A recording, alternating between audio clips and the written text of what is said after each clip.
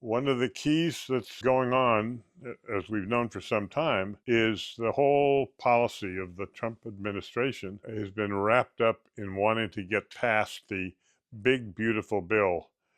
And the biggest reason for that, one of the main reasons for that is that, and I'm no parliamentarian, but my understanding is that the way that piece of legislation is designed, it means that if it's passed and you want to do something involved in it, that the opposition, the Democrats, can in the Senate normally block through a filibuster. It's not going to work with the big, beautiful bill. And that is one of the reasons that I think the Trump administration is working so hard to get that done, and it's coming due, according to the Speaker of the House, within the next couple of weeks. By the 4th of July, it's currently in the Senate, and I'm hopeful that the odds of that passing are hopefully very good, even though there's quite a bit of opposition by a few of the Republicans in the Senate, and there's a narrow majority.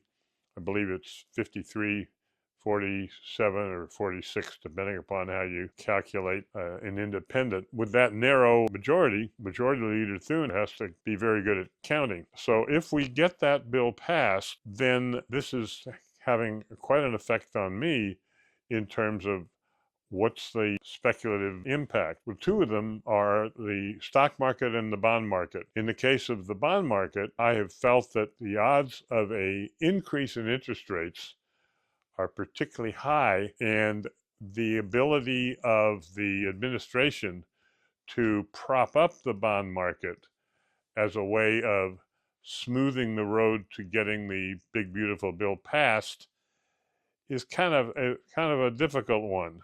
By contrast, in the stock market, not only is it more important from a PR standpoint to keep the stock market high in order to get the bill passed, rather than having many people who are negative toward getting the bill be able to say, oh, well, look, the stock market has crashed, and so therefore we shouldn't pass this bill. That's the area where I think the administration is working the hardest successfully in terms of keeping the stock market, and it's up again today, to close to all-time highs. We're talking about NASDAQ, which I cover very closely. By contrast, if in fact we do get the big beautiful bill passed, then the pressure on propping up the stock market for that legislative purpose goes away, and I think I become much more interested in saying, I think I may want to short the stock market because it's so overpriced.